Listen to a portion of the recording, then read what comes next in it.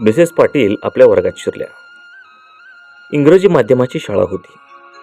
पाटीलबाईंना वर्गात बोलणं सुरू करताना लव्ह यू ऑल असं म्हणायची सवय होती. तसं त्या म्हणाल्याही, पण त्यांना जाणवलं की खरं तर आपण हे मनापासून म्हणत नाही आहोत. त्याला कारण शेवटच्या बाकावर बसणारा एक मुलगा होता.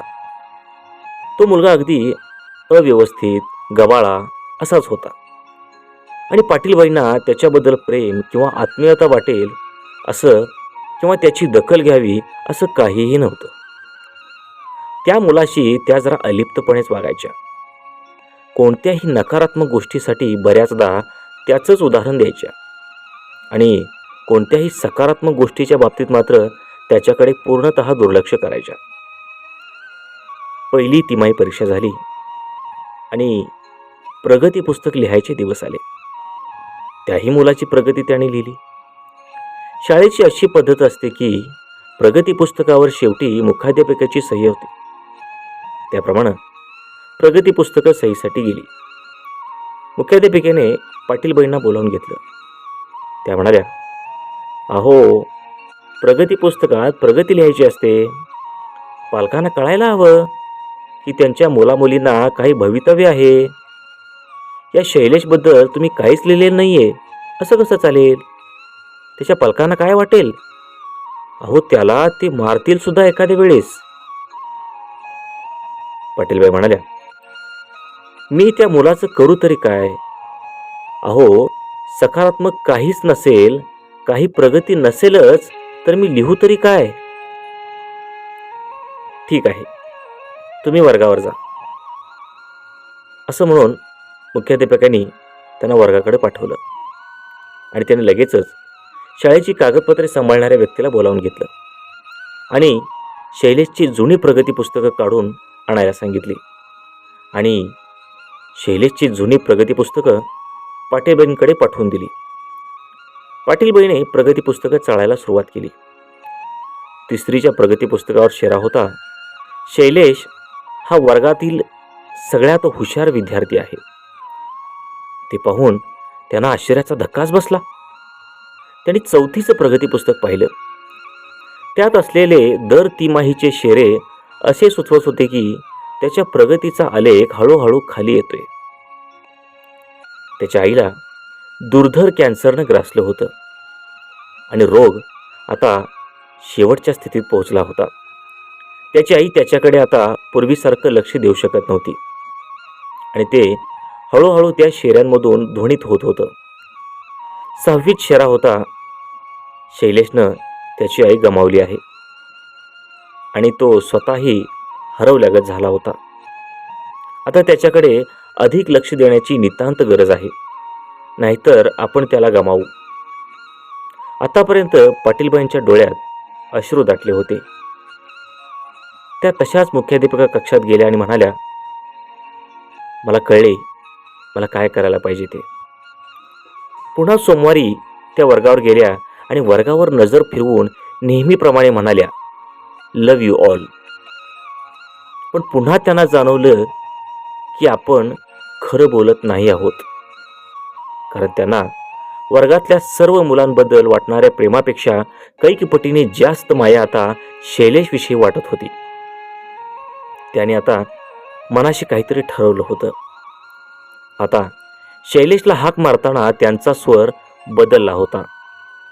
त्या शैलेशशी सकारात्मक वागत होत्या. दिवसामागून दिवस जात होते. शाळेचा शेवटचा दिवस उगवला. सगळ्या मुलांनी टीचरसाठी छान छान गिफ्ट्स आणल्या होत्या. एकच गिफ्ट एका जुन्या वर्तमानपत्रात गुंडाळलेलं होतं. शिक्षिकेच्या अंतःप्रेरणेने त्यांनी ओळखलं की ही कोणाची गिफ्ट आहे. एक अर्धी वापरलेली परफ्यूमची बाटली आणि 2 खड्यांच्या बांगड्या. एका बांगडीतले 2 खडे आधीच निखळलेले होते. सगळी मुले हसली. त्याने ते गिफ्ट शैलेशचे आहे हे ओळखलं. काही न बोलता पाटीलबाईंनी तो परफ्यूम आपल्या साडीवर उडवला.